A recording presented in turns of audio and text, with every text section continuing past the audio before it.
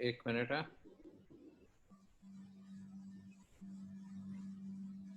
Okay. तर नमस्कार.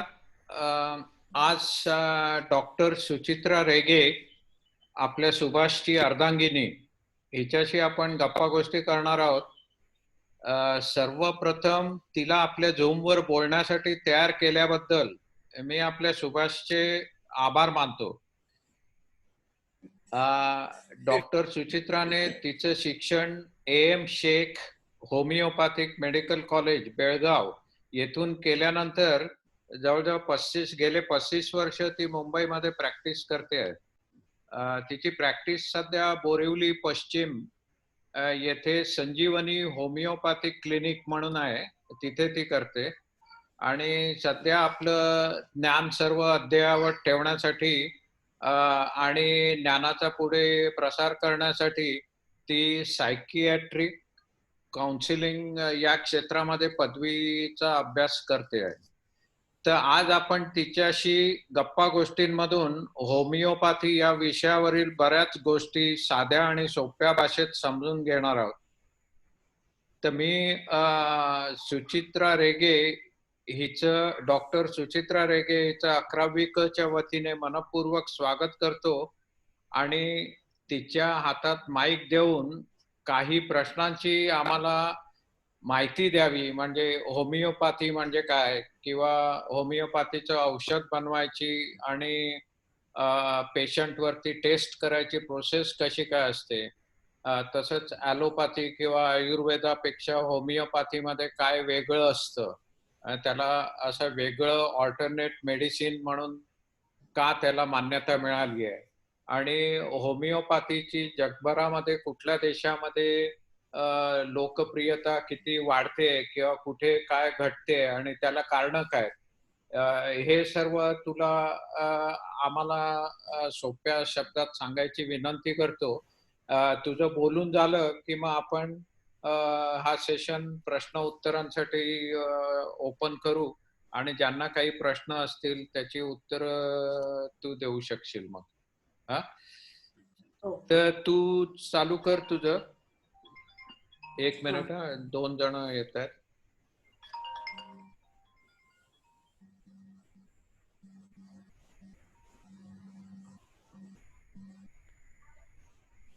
Hello.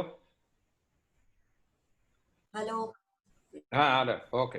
हा, ओके ओके. Bye bye. हा, चालू कर तू सुचित्रा. नमस्कार. मी आज होमिओपॅथी बद्दल तुम्हाला माहिती सांगणार आहे. होमिओपॅथी या उपचार पद्धतीचा शोध जर्मन डॉक्टर सॅम्युअल हॅनेमान यांनी 200 वर्षापूर्वी लावला. त्याचं मेन प्रिन्सिपल आहे लाईक युअर्स लाईफ, म्हणजेच काट्याने काटा काढणे. म्हणजे एखादं मेडिसिनल सबस्टन्स हेल्दी व्यक्तीला दिल्यानंतर त्याच्यामध्ये काही लक्षणं निर्माण होतात किंवा काही सिम्पटम्स निर्माण होतात, आणि तसेच सिम्पटम्स जेव्हा एखाद्या आजारी व्यक्तीमध्ये दिसून आल्यावर त्याला ते औषध दिल्यावर तो आजार बरा होऊ शकतो. यालाच काट्याने काटा काढणं असं म्हणता येईल. होमिओपॅथीची आणखीन काही प्रिन्सिपल्स आहेत. त्याच्यामधले महत्वाचं म्हणजे होलिस्टिक अप्रोच आणि इंडिव्हिज्युअलायझेशन. होलिस्टिक अप्रोच म्हणजे होमिओपॅथीमध्ये एखादा पेशंट आला की त्याला रोगाच्या नावावर औषध दिलं जात नाही, तर patient as a whole consider केलं जातं. म्हणजेच त्या पेशंटच्या असलेल्या वेगळ्या वेगळ्या तक्रारी यांचे डिटेल्स, त्याची पास्ट हिस्ट्री, त्याची फॅमिली हिस्ट्री, पर्सनल हिस्ट्री, तसेच इमोशनल हिस्ट्री किंवा मेंटल स्टेट, या सगळ्या गोष्टींचा एकत्रित विचार करून औषध दिलं जातं. तसंच होमिओपॅथीमध्ये इंडिव्हिज्युअल पेशंटचा प्रत्येक पेशंटचा स्वतंत्र विचार करून औषध दिलं जातं. या संदर्भात असं सांगता येईल की एखादा म्हणजे हेडेकचे 4 पेशंट्स आले तर आम्ही सगळ्यांना एकच औषध देणार नाही, तर प्रत्येक पेशंटच्या केस हिस्ट्रीचा स्वतंत्र विचार करून त्याप्रमाणे प्रत्येकाला वेगळं औषध दिलं जाऊ शकतं. म्हणजेच एकच आजार असले म्हणजे एकाच प्रकारचा आजार असलेल्या 4 वेगळ्या वेगळ्या पेशंट्सना आम्ही 4 वेगळी वेगळी औषधं देऊ शकतो. कारण याच्यामध्ये इंडिव्हिज्युअल पेशंटचा विचार करायचा असतो. तसेच होमिओपॅथीमध्ये व्हायटल फोर्स नावाची एक कन्सेप्ट आहे. व्हायटल फोर्स म्हणजे जीवनशक्ती किंवा लाईफ फोर्स. जेव्हा ही जीवनशक्ती सुरळीत चालू असते तेव्हा माणूस निरोगी असतो, आणि जेव्हा या जीवनशक्तीमध्ये बिघाड होतो त्यावेळेला माणूस आजारी पडतो, त्याच्यामध्ये काही लक्षणं दिसायला लागतात. आणि या आजारी माणसाला जेव्हा होमिओपॅथिक औषध दिलं जातं तेव्हा त्याचा उपयोग जीवनशक्ती स्टिम्युलेट करायला होतं, आणि अशा प्रकारे जीवनशक्तीच तो आजार बरा करते. आणि याच्यामुळे फक्त सिम्पटम्सच नाहीसे होत नाही, तर आरोग्य पूर्ववत होऊन रेझिस्टन्स पॉवर वाढते. टेंडन्सी, त्या आजाराची टेंडन्सी असते ती कमी होऊन रेझिस्टन्स पॉवर वाढते. होमिओपॅथिक औषधं ही वेगळ्या वेगळ्या गोष्टींपासून बनवलेली असतात, जसं वनस्पती, प्राणी, क्षार, धातू अशा अनेक गोष्टींपासून बनवलेली आहेत. ही औषधं हेल्दी ह्युमन बिईंगवर टेस्ट केलेली आहेत, आणि त्यालाच प्रूव्हिंग असं म्हटलं जातं. म्हणजे होमिओपॅथिक औषधं हेल्दी माणसाला दिल्यानंतर त्याच्यामध्ये काही लक्षणं निर्माण होतात, आणि ती बारकाईने नोट केली जातात, आणि त्याला प्रूव्हिंग म्हणतात. आणि अशा प्रकारे सगळी होमिओपॅथिक औषधं प्रूव्ह केलेली आहेत, आणि मटेरियल मेडिका बनलेलं आहे त्याचं. तसेच होमिओपॅथिक औषधं ही पोटेंटायझेशन या पद्धतीने बनवलेली असतात, आणि याच्यामुळे ती मेडिसिनल सबस्टन्स डायल्यूट होऊन सूक्ष्म प्रमाणात ते औषध दिलं जातं. त्यामुळे साईड इफेक्ट्स वगैरे होण्याची धोका नाही याच्यामध्ये.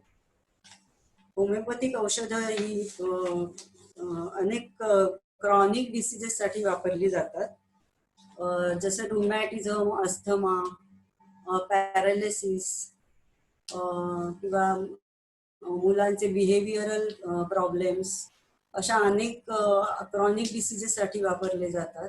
तसेच पाईल्स, अपेंडिसायटिस, रिनल स्टोन अशा काही सर्जिकल कंडिशन्स साठी सुद्धा होमिओपॅथी वापरली जाते. तसेच सायकॅट्रिक प्रॉब्लेम्स साठी जसं एन्झायटी, न्यूरोसिस, त्याच्यानंतर डिप्रेशन अशा गोष्टींसाठी सुद्धा होमिओपॅथीचा चांगला उपयोग होतो. तसंच मलेरिया, डेंग्यू, आता सध्या कोरोना चाललाय त्याच्यासाठी सुद्धा होमिओपॅथीचा चांगला उपयोग होतो. कॅन्सरच्या वगैरे केसेसच्या बाबतीत म्हणायला गेलं तर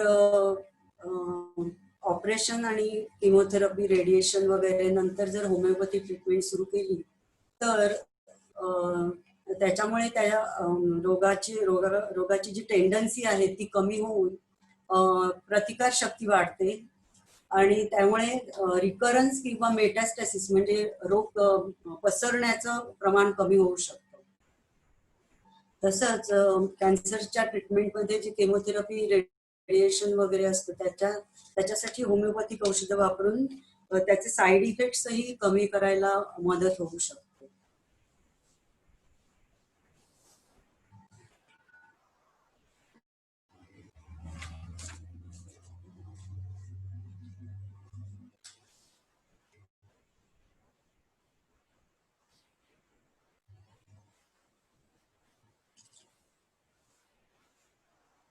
होमिओपॅथी बद्दल काही गैरसमज प्रचलित आहेत. त्याच्याबद्दल असं सांगता येईल की हे होमिओपॅथिक औषधाने गुण यायला वेळ लागतो असं म्हटलं जातं.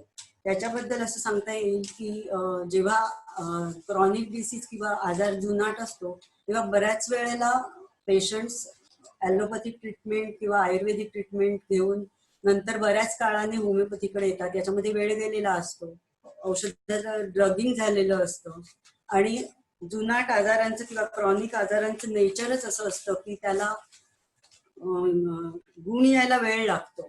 याच्यामध्ये होमिओपॅथिक औषध दिल्यानंतर तो आजार टप्प्याटप्प्याने बरा होतो, किंवा लेयर्स मध्ये बरा होतो. तर त्यामुळे या क्रॉनिक आजारामध्ये वेळ लागू शकतो होमिओपॅथिक औषधांना.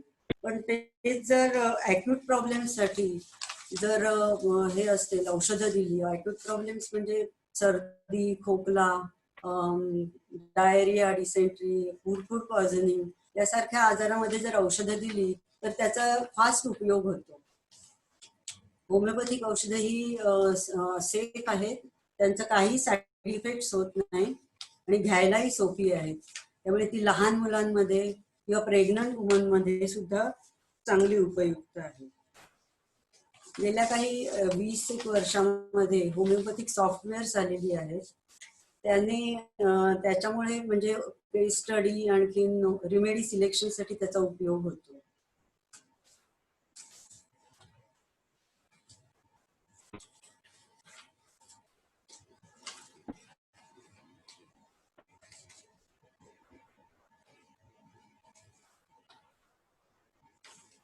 होमिओपॅथी ही इंडियामध्ये खूप पॉप्युलर आहे. तशीच पाकिस्तान, श्रीलंका, ब्राझील, चिली, युरोपमध्ये बऱ्याच ठिकाणी घेतली जाते. जपानमध्ये, मेक्सिकोमध्ये अशा ठिकाणी होमिओपॅथी वापरली जाते. ॲलोपॅथी आणि होमिओपॅथीमध्ये काय फरक आहे तर असं सांगता येईल की ॲलोपॅथीमध्ये क्रॉनिक डिसिजेसना एवढीशी क्युअर नाहीये, तसंच त्यांना साईड इफेक्ट्स पण असतात. आणि आयुर्वेदिक पद्धतीमध्ये विचार केला तर त्याच्यामध्ये जनरली क्रॉनिक डिसिजेसच साठी ट्रीटमेंट केली जाते. ॲक्यूट कंडिशन्ससाठी आयुर्वेदिक औषधं वापरली जात नाहीत सहसा. तशीच आयुर्वेदिक औषधे ही घ्यायलाही म्हणजे काढे, भस्म, चाटण वगैरे ही औषधं घ्यायलाही तेवढीशी इझी नाहीये. तसंच आयुर्वेदिक औषधं खूप कॉस्टली पण असतात. तर असा फरक सांगता येईल.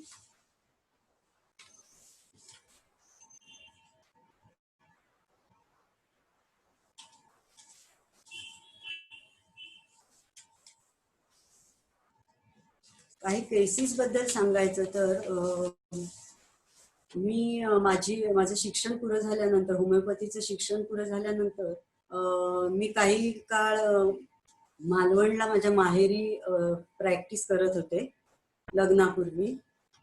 तेव्हा म्हणजे एक पॅरालिसिसचा पेशंट ट्रीट करायचा एक प्रसंग आला माझ्यामध्ये. तर तो पेशंट ऍक्च्युली खेडेगावात होता. मी तिकडे जाऊन त्या पेशंटला बघितलं. तर तो त्या पेशंटला स्ट्रोक येऊन साधारणपणे 20 दिवस झालेले होते आणि तो पेशंट सेमी कॉन्शियस स्टेटमध्ये होता. त्याच्या युरिन, स्टूल याच्यावर काही कंट्रोल नव्हता. एक बाजू पॅरलाइज झालेली होती. तर त्याला अशा केसमध्ये ऑब्झर्वेशनने आणखीन अटेंडंट कडून किंवा रिलेटिव्ह कडून माहिती घेऊन मी औषधं दिली आणि त्याने हळूहळू साधारणपणे आठवडाभरामध्ये तो पूर्णपणे कॉन्शियस झाला. त्यानंतर साधारणपणे एक 15-20 दिवसांमध्ये, पुढे 15-20 दिवसामध्ये त्याच्या युरिनवर आणि स्टूलवर कंट्रोल आला. साधारणपणे 2 ते 3 महिन्यामध्ये तो उठून थोडंफार चालायला लागला. ही बाई साधारणपणे 75 वर्षाची होती. तर असं म्हणजे मला एक ऍक्च्युली म्हणजे अशा प्रकारचे अॅक्यूट केस शहरामध्ये नाही मिळत, पण मला जेव्हा मी मालवणमध्ये प्रॅक्टिस करत होते तेव्हा मला ट्रीट करायची संधी मिळाली. आणखी एक मी केस सांगू शकते. म्हणजे एक लहान मुलगी साधारणपणे 1-1.5 वर्षाची, जिला अॅक्यूट ब्रॉन्कायटिसचा वारंवार त्रास होत असेल.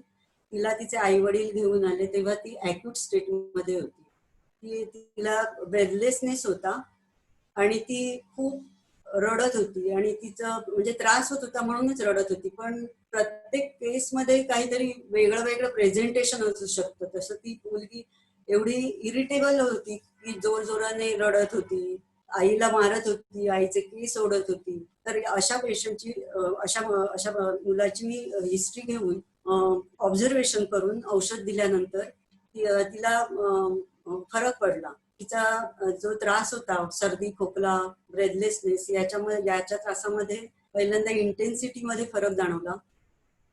2 अटॅक्स मधलं अंतर वाढलं, तिची रेझिस्टन्स पॉवर वाढली आणि त्याचबरोबर त्या मुलीच्या त्या स्वभावामध्ये पण बदल पडला. ती मुलगी म्हणजे अतिशय चिडखोर हट्टी अशी होती.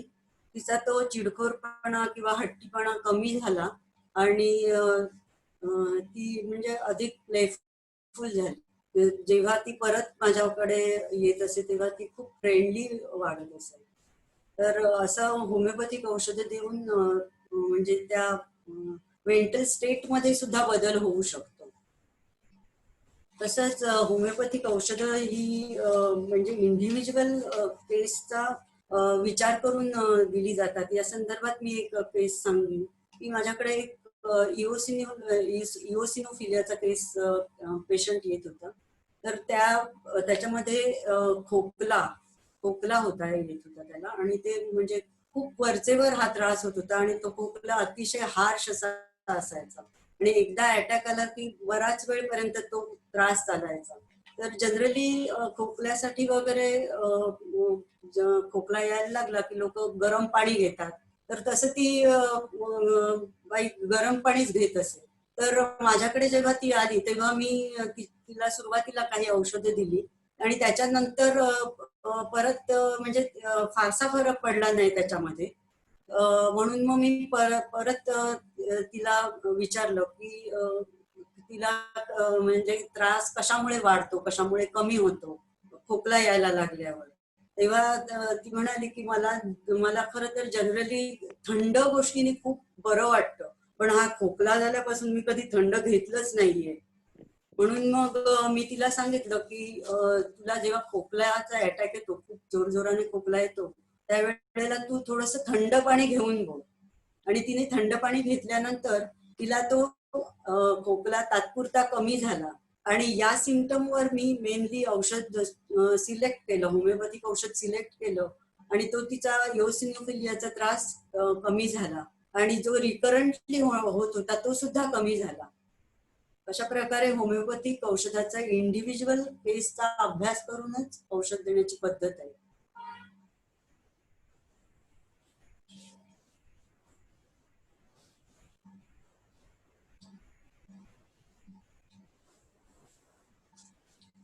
या काही महत्वाच्या गोष्टी मी सांगितलेल्या आहेत. तर कोणाला काही विचारायचं असेल तर विचारू शकतो.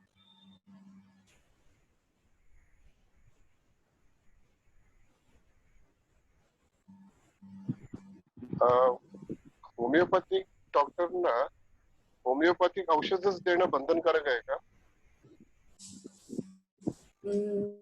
हो, आता तसं आहे, पण पूर्वी म्हणजे होमिओपॅथिक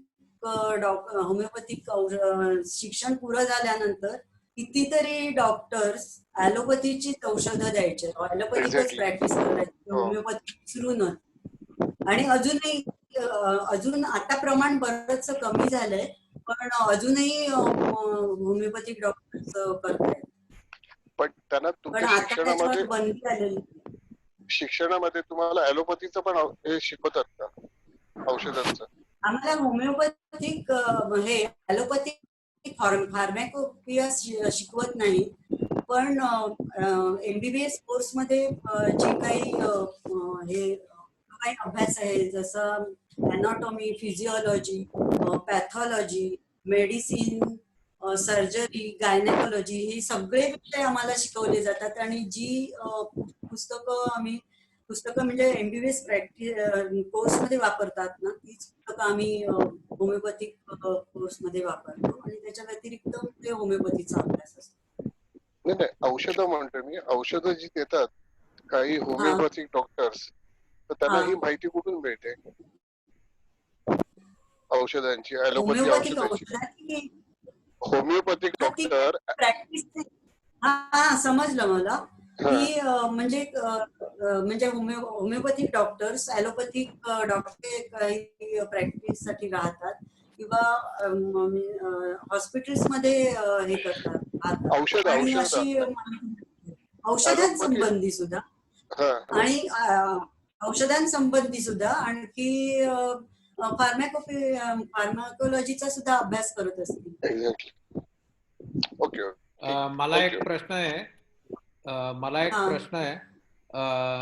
हा तू म्हणालीस की प्रत्येक पेशंटचं त्याची हिस्ट्री वगैरे काय होतंय वगैरे ते कळून मग तुम्ही ट्रीटमेंट करता. पण आता तू जे काही हो एक्झाम्पल दिलं, जी अॅक्यूट ब्रॉन्कायटिस वाली लहान मुलगी जी रडत हा होती, हा इरिटेबल, त्याच्या आई वडिलांनी हा हा काही खोटी गोष्ट तुला सांगितली असती तर तुझ्या हाता थ्रू शी कुड हॅव गॉट रॉंग ट्रीटमेंट. असं कधी होतं मी का? सुद्धा नाही नाही असं काही नाही होत तसं म्हणजे जे काही चीफ कंप्लेंट्स असतात पेशंट्सचे त्याच्या व्यतिरिक्त म्हणजे होमिओपॅथिक डॉक्टरला पण ऑब्झर्वेशन करावं लागतं. आणखीन असा प्रश्न कधी येत नाही की म्हणजे आपल्याच मुलाबद्दल वगैरे खोटी माहिती दिली वगैरे असं होत नाही. ओके. कोणाला अजून प्रश्न विचारायचे? अपुरी माहिती कोणीतरी देऊ शकेल पण खोटी माहिती कोणी देत नाही. खोटी माहिती देत नाही. ओके. सुचिता विचार. अनम्यूट कर स्वतःला. हा बोल. होमिओपॅथीमध्ये टोमॅटो आणि कॉफी काहीतरी वर्ज्य आहे का?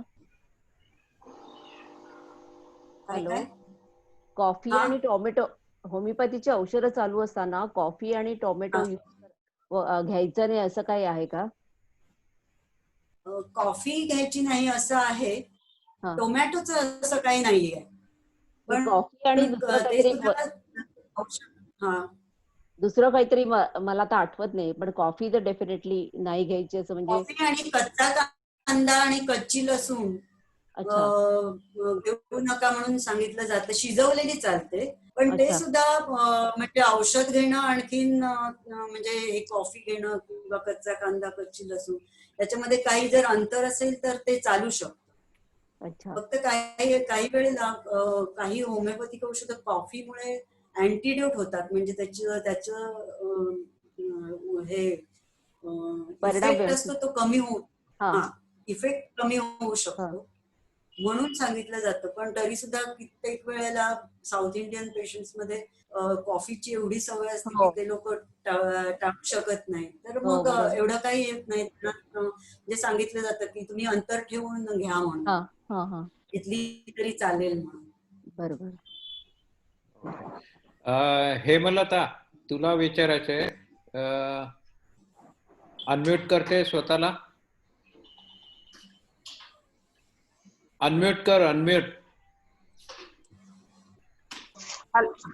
हा बोल बोल. अनम्यूट कर. परत म्यूट झालीस. म्यूट झालीस. हॅलो. हा बोल हा बोल. डॉक्टर, मला असं विचारायचं होतं की हा तुम्हाला खूप ताप आहे आणि तुम्ही गेलात, हा तुम्हाला तुमच्या होमिओपॅथने औषधं दिले तर हा तरी तो उतरत नाहीये आणि तुम्ही पॅनिक होता. हा अशा वेळेला हा क्रोसिन घेतली तर चालते का? हो चालू अशा शकते. वेळेला हा हो चालू शकते चालू का? हो हो चालू शकते. आणि परत हे समजा म्हणजे माझा हा अनुभव आहे म्हणून सांगते की अशा वेळेला मी गेले होते पण माझं काय हे हा होईना, ताप उतरेना. हा मग मला हा त्यांनी म्हणजे मी माझ्या मनाने क्रोसिन घेतली. हा त्यामुळे माझी ही शंका होती. आणि शिवाय तेलाची सॉरी माझं तेल किंवा हे सगळं वापरायचं नाही, बाम वापरायचं नाही, असं काही आहे का? म्हणजे स्ट्रॉंग स्मेल असलेल्या गोष्टी टाळायला सांगतो आम्ही कारण त्याचा होमिओपॅथिक औषधावर इफेक्ट होऊ शकतो. अच्छा अच्छा ओके ठीक आहे. थँक्यू. विक्स वगैरे सुद्धा. ओके. स्मिता आपटे. स्मिता आपटे अनम्यूट कर. अनम्यूट. हा बोल. अच्छा, मला प्रश्न नाही आहे, माझा अनुभव मी शेअर करते की मला एकेकाळी 7 वर्ष गॉल ब्लॅडर स्टोनचा त्रास होता आणि तो हा मला होमिओपॅथीने कुठेही सॉल्व्ह होत नव्हता. म्हणजे नायर हॉस्पिटलला माझं ऑपरेशन पण ठरलं की आता ऑपरेशन करायचं म्हणून, आणि ते ऑपरेशन भरपूर मोठं म्हणजे एल शेप येणार होता पोटावर, आणि माझं लग्नही झालं नव्हतं. त्यामुळे मला खूप वाईट वाटायला लागलं की एक मोठी स्टिचेस पडणार आहेत मला.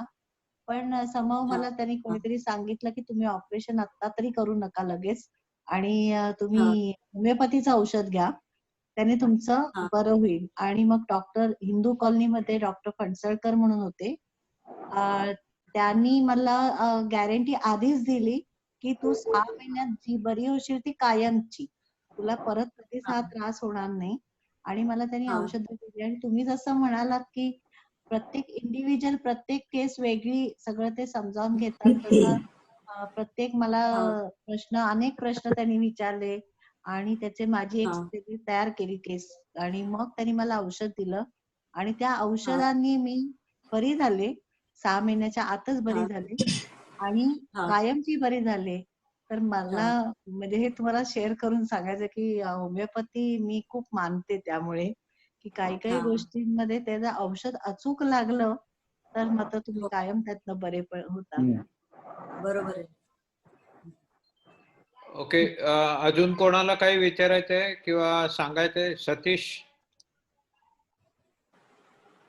हे औषधामध्ये जी पोटन्सी वगैरे जे म्हणतात, म्हणजे काहीतरी नंबर असतो 30 किंवा 100 200, ते काय असतं एक्झॅक्टली?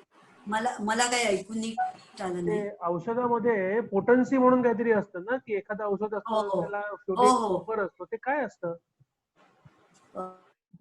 ती म्हणजे 30 to 100 Yes, पोटेन्सी, yes. पोटेंटायझेशन या प्रोसेस मध्ये म्हणजे सुरुवातीला म्हणजे 6, 12, 30 अशा म्हणजे पॉवर असतात त्या औषधाच्या. पण ते कसं अचीव्ह करतात? कॉन्सन्ट्रेशन वाढवतात की काय करतात? कारण शेवटी आपण त्या साखरेच्या गोळ्याच खातो. ते लिक्विड असतं ना, ते मेन औषध असतं. लिक्विड ते मेन औषध असतं. आणि ते बनवताना म्हणजे फॉर एक्झाम्पल सांगता येईल, एखाद्या वनस्पतीपासून तयार करायचं तर एक म्हणजे एक ड्रॉप त्या ह्याचा प्लांटचा ज्यूस घेतला तर त्याच्यामध्ये 10 भाग हे अल्कोहोल घालून त्याला जर्क दिला जात, 10 जर्क्स दिले जातात. त्याच्यातला परत एक थेंब घेऊन 10 थेंब घालून 10 भाग हे अल्कोहोल घालून परत 10 जर्क्स दिले जातात. मग परत त्याच्यातून एक थेंब घेऊन परत त्याच्यामध्ये अल्कोहोल ऍड करून 10 जर्क्स म्हणजे पुढे जर्क्स देऊन अशा प्रकारे पोटेन्सीज बनवल्या जातात. आणि या प्रोसेसमध्ये त्या मेडिसिनल सबस्टन्स कमी होत जातं आणि त्या औषधाची डायनॅमिक पॉवर त्याच्यामध्ये येते आणि त्याचा उपयोग होतो. आणि त्यालाच म्हणजे 30 पोटेन्सी, 200, 1 म्हणजे 1000, 10 अशा पॉवर्स. ओके, प्रतिमा बोल. बोलते. मला 15 ते 20 वर्ष झालं मला आरे आहे.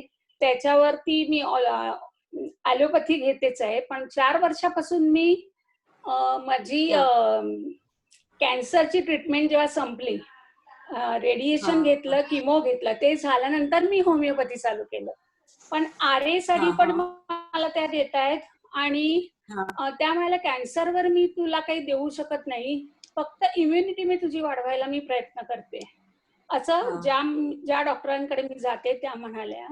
तर त्याप्रमाणे चालू आहे. म्हणजे माझा भाऊ स्वतः सर्जन आहे, पण तरीही त्याला पण काही ऑब्जेक्शन नाही. मी तू घेऊ शकतेस म्हणे, तुला काय हवं, मी तू बरी तुला तू घेऊ शकतेस. त्याची मग काही घेते आता. तर त्यावेळेस ॲलोपॅथी पण माझं सायमल्टेनियसली चालू आहे. ते मला बंद करायला भीती वाटते, कारण आरेला मी जर बंद केलं ना ते, तर मला पाऊल पण टाकता येणार नाही एवढी परिस्थिती आहे माझी. तर त्यामुळे मी ते बंद नाही केलंय. तर मग असं दोन्ही मी जे घेते ते योग्य आहे का? हो, चालू शकतं, कारण ते ऑलरेडी जी औषधं चालू आहेत ॲलोपॅथी ती बंद केली तर एकदमच त्रास होईल. त्यामुळे म्हणजे होमिओपॅथीचा उपयोग होता होता थोडा थोडा डोस कमी करू शकता तुम्ही. हा, तसंच त्या म्हणाल्या मला की थोडा थोडा हा. आपण तू हे कमी पूर्ण कर, बंद ॲलोपॅथी करून कमी कर किंवा काय. घेणं बरोबर होणार नाही. हा. हा, कारण मला खूप त्रास ओके. होतो त्याचा, त्यामुळे ते मला खूप भीती वाटते. हा. Thanks doctor. Hello Girish, okay. हा, विचार बोलू? प्रसाद. एक मिनिट हा, एक मिनिट. रंजना, तू अनम्यूट झाली आहेस, तुला काही विचारायचं आहे का? हो. हा, मग तू प्रसाद नंतर विचार. उज्ज्वला, तू पण अनम्यूट केलंय, तुला मी विचारायचं असंच नाही.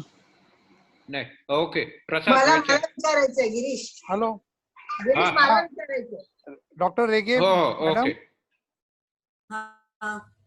हा, माझा पण चांगला तुमच्या होमिओपॅथीवर विश्वास आहे बऱ्यापैकी. तर मला फक्त हा. एवढंच म्हणायचंय की आता सध्याच्या दिवसात जे COVID-19चं हे चालू आहे आणि आर्सेनिक अल्बम हा. हे जे तुमचं औषध हा. आहे त्याच्यावर बरीच हा. हे चाललेलं आहे, पब्लिसिटी चाललेली आहे. तर त्याच्याबाबत थोडं हा. सांगा ना, ते बरं वाटेल सगळ्यांना. हो. प्लीज. हा. ते अर्सेनिकल 30 हे मीन्स इम्युनो बूस्टर किंवा प्रिव्हेन्शन साठी म्हणून ते वापरलं जाते. कळलं ना? ते म्हणजे इम्युनिटी वाढवण्यासाठी म्हणून किंवा असं वापरलं जाते. पण कोरोनाच्या केसेस ट्रीट करताना फक्त ते अर्सेनिकल एकच वापरलं जातं असं नाहीये. जे ऍक्च्युअल केसेस ट्रीट करताना तर सिम्पटम्स बघून त्याप्रमाणे औषधं वापरली जात आहेत आणि त्याचे रिझल्ट पण मिळत आहेत. ते काट्याने काटा काढतात तसं जे तुम्ही पहिल्यांदा प्रिव्हेंटिव्ह म्हणून घेता औषध, तेव्हा जे तुम्ही मगाशी सांगितलं काट्याने हा. काटा काढला जातो तशा टाईपचं ते औषध आहे हा. असं नेटवर वाचलं मी. तर त्याचा हा. प्रिव्हेंटिव्ह म्हणून पण हे चांगला होऊ शकतो का? आणि ते किती दिवसांनी परत हो घ्यायचं हो असतं? हो. परत किती, 1 हा, महिन्याने परत घ्यायचं प्रिव्हेंटिव्ह असतं? म्हणजे हा 1 महिन्याने परत रिपीट करायचं. Okay, thank you. ओके, रंजना विचार. डॉक्टर, मला असं विचारायचं आहे की होमिओपॅथी औषध हा. आपण समजा आणलं तर ते किती दिवस हा. चालू शकतं? म्हणजे ते काही उडून जातं वगैरे असं काही आहे का? नाही, असं काही नाही, कितीही दिवस राहू शकतो. त्याला काही एक्सपायरी डेट एक्सपायरी नसते. डेट वगैरे काही नाही. तू साठा करून ठेव रंजना. भारती. गिरीश, मला एक विचारायचं. हा, भारतीचं होते मग तुझ्या. Okay okay. हाय डॉक्टर सुचित्रा, खूप हाय. छान माहिती दिली, थँक्स. माझा एक साधासा प्रश्न आहे की मगाशी तुम्ही सांगितलं हा. की काही औषध आणि खाण्यामध्ये काही वेळ द्यावा लागतो, तर तो एक्झॅक्ट किती? हो. 10 मिनिटं असायला पाहिजे, 15 मिनिटं, म्हणजे खाण्याच्या आधी आणि खाण्याच्या नंतर तो किती असायला पाहिजे? खाण्याच्या आधी आणि खाण्याच्या नंतर म्हणजे होमिओपॅथिक औषधं आणि खाणं पिणं याच्यामध्ये अर्ध्या तासाचं तरी मिनिमम नंतर पाहिजे. अच्छा, म्हणजे साधं पाणी घ्यायचं आधी असलं आणि तरी? नंतर. हो हो हो, पाणी घ्यायचं असलं तरी. हो, थँक्यू. म्हणजे तुम्ही या गोळ्या ज्या घेता होमिओपॅथीच्या त्या पाण्याशिवाय घ्यायच्या असतात? हो हो, चघळून घ्यायच्या असतात, पाण्याबरोबर चघळून. घ्यायच्या ओके. नसतात. ओके, सुनील रेगे. हा, मला एक प्रश्न विचारायचा आहे. आपल्याला जेव्हा सांगितलं जातं की ह्या गोळ्या 4 घ्यायच्या आहेत किंवा 2 घ्यायच्या आहेत, पण खूप वेळा प्रयत्न करतो जेव्हा 4 हवं असतात तेव्हा 8 पडतात आणि जेव्हा 2 हवे असतात ते 1च पडते. असे खूप वेळा चालतं की 4 गोळ्या होतच नाही. किती वेळा असं, तर समजा 4च्या 5 किंवा 6 असं घेतलं तर चालतात का? हो, चालतात, त्याने काही असं फरक नाही पडत ना? कारण नाही, खूप वेळा त्या हातात त्या गोळ्या आपण घेऊ शकत नाही, त्या झाकणातच घ्याव्या लागतात. तर हो, खूप वेळा नाही त्याने गोळ्या जास्त पडतात. म्हणजे हे असंच 1 मिनिटं तरी चालू राहतं खूप कधी कधी. हो, तर असं समजा 4 सांगितलं आणि 5-6 आला तर असं 2 गेलं चालतात? चालतात. ओके ओके, होमिओपॅथिक औषधाचा उपयोग क्वालिटेटिव्ह असतो, क्वांटिटेटिव्ह नसतो. बरं. Okay, thank you. अजून कोणाला काही प्रश्न वगैरे? नाही? Okay, doctor Suchitra, thank you very much. तू छानच माहिती दिलीस आम्हाला बरेचसे मनामध्ये मिसकॉन्सेप्शन वगैरे असतात ते थोडेफार निघून जायला मदत झाली. काही हार्डकोर ॲलोपॅथिक फॉलोअर्स आहेत आपल्या ग्रुपमध्ये, उदाहरणार्थ मी. पण फायदा झाला.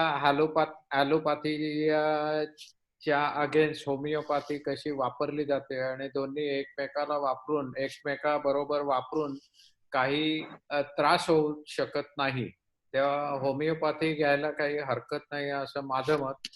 सांगितलेली माहिती खूपच उपयोगी झाली. Thank you very much.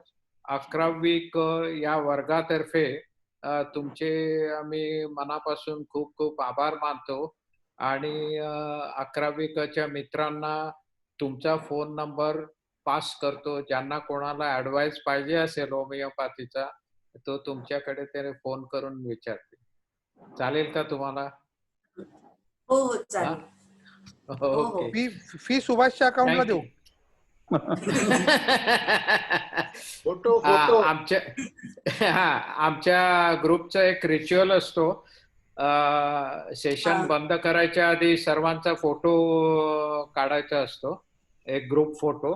मी फोटो घेतो आणि मग सेशन बंद करतो. मला एक शेवटचा प्रश्न विचारायचा आहे.